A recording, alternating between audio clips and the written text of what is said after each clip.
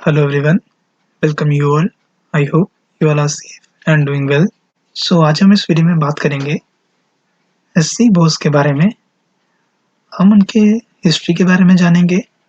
और जानेंगे कि कैसे उनका नाम जो है वो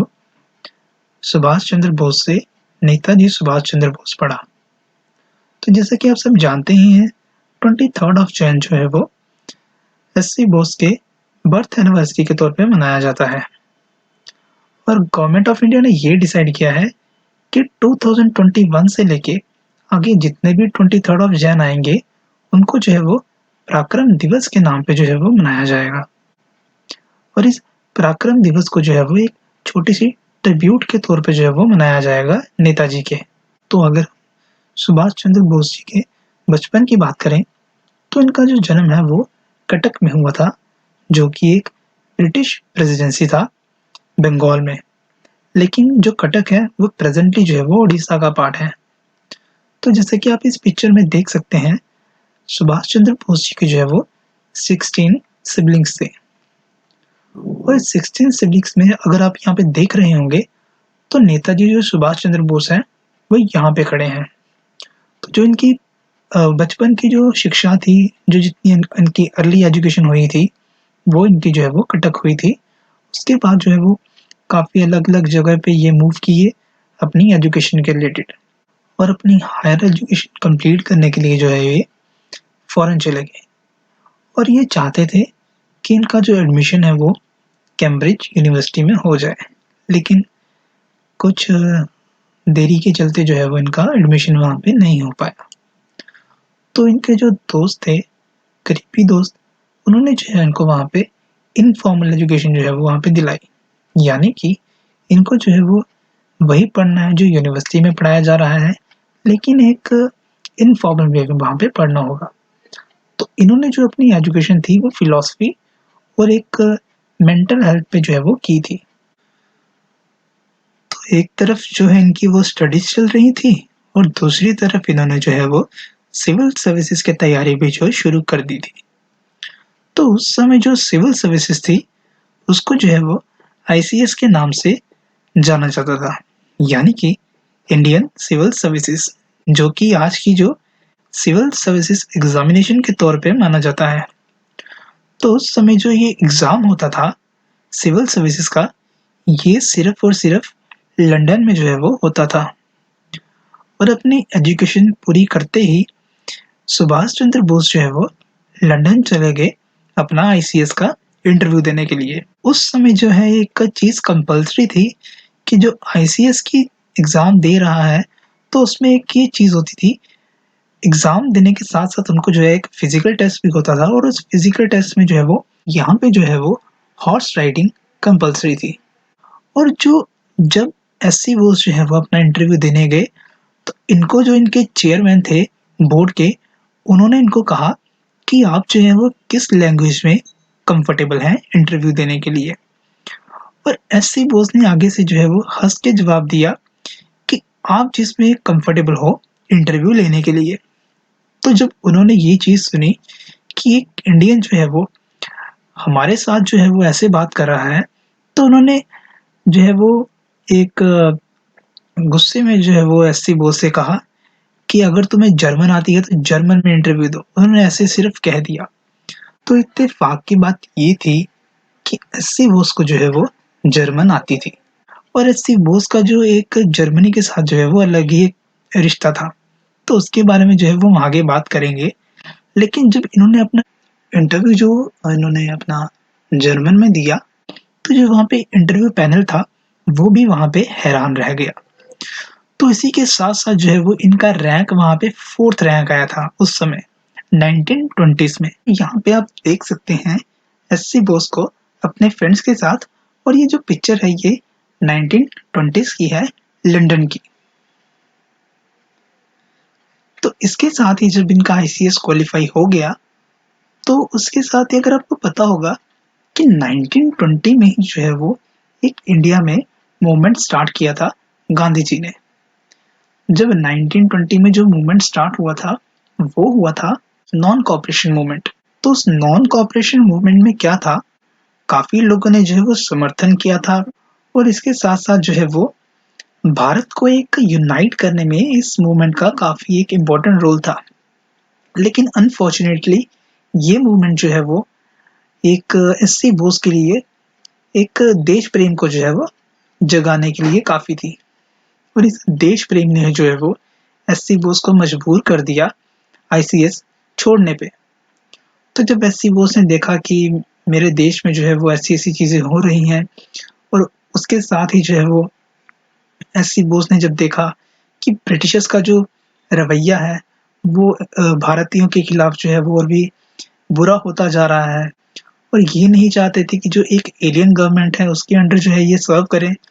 तो इन्होंने जो है अपने भाई को, अपने बड़े भाई को जो है वो, जिनका नाम जो है वो शरत चंद्रा था, उनको जो इन्होंने एक लेटर लिखा और इन्होंने उस लेटर में ये कहा, only on the soil of sacrifices and sufferings can we raise our national edifice. तो इसका मतलब ये था, इन्होंने ये कहा था कि अपने देश की मिट्टी में जो कि मिट्टी सैक्रिफाइस और सफरिंग्स की मिट्टी है, उसी मिट्टी पे जो है हम अपना देश खड़ा करेंगे। तो इसी चीज को लिखते हुए 23 अप्रैल 1921 को जो है उन्होंने ऑफिशियली रिजाइन कर लिया और भारत जो है वो वापस आ गए। और एससी बोस जो है वो पंडित जवाहरलाल नेहरू से जो है वो काफी प्रभावित थे, क्योंकि पंडित नेहरू जो थे वो एक इमर्जिंग लीडर थे इंडियन नेशनल कांग्रेस के। और भारत आने के बाद इन्होंने भी जो है वो इंडियन नेशनल कांग्रेस जो है वो ज्वाइन कर ली थी। और जब इन्होंने जो इंडियन नेशनल कांग्रेस ज्वाइन कर ली, उसके बाद में जो है वो 1922 में एक इंसिडेंट हुआ था, चौरी चौरा इंसिडेंट। तो इस चौरी चौरा इंसिडेंट में जो है वो जो मूवमेंट स्टार्ट हुई थी 1920 में, नॉन कॉपरेशन मूवमेंट, उस मूवमेंट को जो है वो काफी झटका लगा और ये जो चौरी चौरा इंसिडेंट था ये काफी वायलेंट हो गया था, जिसके चलते जो है वो गांधी जी ने क्विट इंडिया जो नॉन कॉपरेशन मूवमेंट थी उसको जो है वो बंद कर दिया। जब गांधी जी ने नॉन कॉपरेशन मूवमेंट जो है वो बंद कर दी, उसके साथ ही जो है वो सभी जो लीडर्स थे कांग्रेस के, उनको जो है वो जेल में डाल दिया गया। जब उन लीडर्स को जो जेल में डाल दिया गया, तो जो सुभाष चंद्र बोस थे, ये भी उस समय के जो है वो इमर्जिंग लीडर थे। तो एससी बोस को भी जो है वो जेल में जो है वो बंद कर दिया गया। तो उसके बाद जब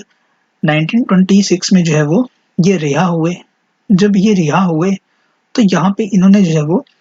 कांग्रेस की एक वॉलेंटरी जो है वो मिलिट्री एक फॉर्म की, एक पुलिस फॉर्म की, जिसमें यहाँ पे आप देख सकते हैं एससी बोस को मिलिट्री ड्रेस में। और इन्होंने जो है वो अपने आप को जो रैंक दिया था वो जनरल ऑफिसर कमांडिंग का दिया था। ये जो पिक्चर है ये 1926 की पिक्चर है, जब बोस जो है वो इंडियन सोसाइटी के इनॉग्रेशन पे जो है वो बैठे हैं। और ये जो पिक्चर है इंडियन नेशनल कांग्रेस के जो एक मीटिंग हुई थी, एनुअल मीटिंग जो होती थी हर साल, उसकी पिक्चर है ये 1928 की। इसमें यहाँ पे आप देख सकते हैं मोतीलाल नेहरू भी जो है वो इनके साथ खड़े हैं। और इसी के दौरान ही जो है वो एक, जैसा कि मैंने आपको बताया, पंडित नेहरू जो है वो इमर्जिंग लीडर थे, मोतीलाल नेहरू के बेटे पंडित जवाहरलाल नेहरू। इन्होंने जो और एससी बोस ने जो है वो रिवर रावी पे जो है वो भारत का तिरंगा फहरा दिया था। और वहां से ही जो है ये वर्ड आया था पूर्ण स्वराज। इन दोनों की जो मांग थी, इन्होंने कहा था कि हमें डोमिनेंट स्टेटस नहीं चाहिए, हमें जो है वो पूर्ण स्वराज चाहिए। और मोतीलाल नेहरू के जो नेहरू रिपोर्ट्स हैं जो है वो एससी बोस जो है वो काफी खफा थे, क्योंकि एससी बोस और पंडित नेहरू चाहते थे कि भारत को जो है वो कंप्लीट जो है वो पूर्ण स्वराज मिले, ना कि एक डोमिनेंट स्टेटस मिले। जैसा कि मैंने आपको पहले बताया था कि जो एससी बोस थे उनका जो है वो जर्मनी के साथ एक काफी एक पुराना रिश्ता था। और वो रिश्ता ये था, जो इनकी वाइफ थी एमाइली, वो एक जर्मन थी। और जैसे कि आप यहाँ पे देख रहे होंगे एससी बोस और उनकी वाइफ जो है वो ऑस्ट्रिया की पिक्चर है ये 1936 की। तो यहाँ पे आप देख सकते हैं एससी बोस जो है वो ऑस्ट्रिया से वापस आते हुए, और 1938 में जो कांग्रेस का कैलकाटा सेशन हुआ था 24 जैन को, उसमें जो है वो एससी बोस को जो है वो प्रेसिडेंट इलेक्ट किया गया था। लेकिन 1939 में 1939 में जो कांग्रेस का एनुअल सेशन हुआ था, उसमें जो क्या था कि इनकी ऑपोजिशन में जो थे वो पट्टाभी सीतारमैया थे और पट्टाभी सीतारमैया जो है वो कांग्रेस के एक काफ़ी दिग्गज नेता थे।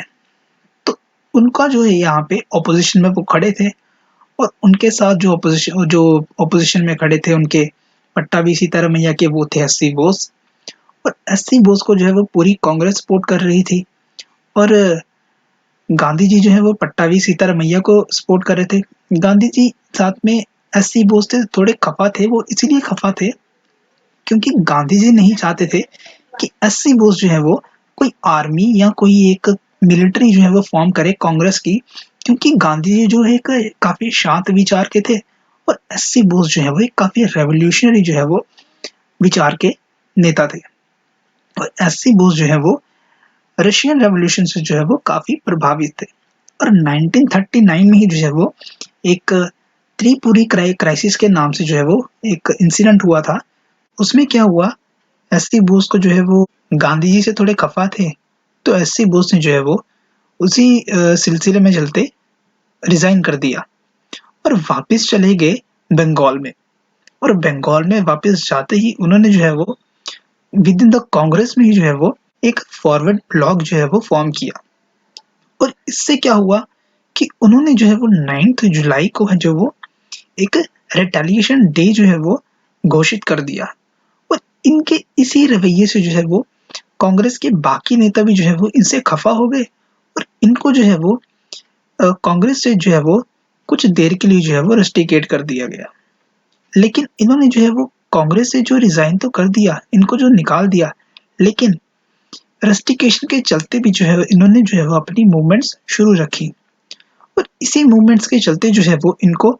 जेल में बंद कर दिया गया ब्रिटिशर्स द्वारा, क्योंकि ब्रिटिशर्स को पता ही था कि एससी बोस जो है वो आगे चल के उनके लिए जो है वो काफी दिक्कतें पैदा कर सकते हैं, इसलिए उन्होंने इनको जो है वो पहले ही बंद कर दिया जेल में। एससी बोस को जो है वो जब अरेस्ट कर लिया था तो इन्होंने जो है वो जेल में रहते ही वही जो है एक प्लान बनाया जर्मनी भागने का।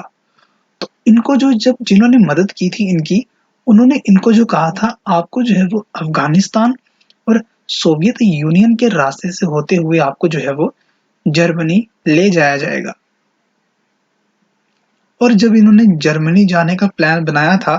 तो उसके पहले इन्होंने क्या किया था, अपना जो एक पूरा हुलिया था वो इन्होंने यहाँ पे चेंज किया और इन्होंने जो ब्रिटिशर्स के गार्ड थे उनसे जो बचते हुए अपनी जो है वो एक बियर्ड लंबी दाढ़ी जो है वो ग्रो कर ली थी कि ताकि इनको जो है वो कोई पहचान ना पाए। तो 16 जनवरी 1941 को जो है इन्होंने अंधेरी रात में इन्होंने जो है वो जेल से भागे एक पठान के रूप में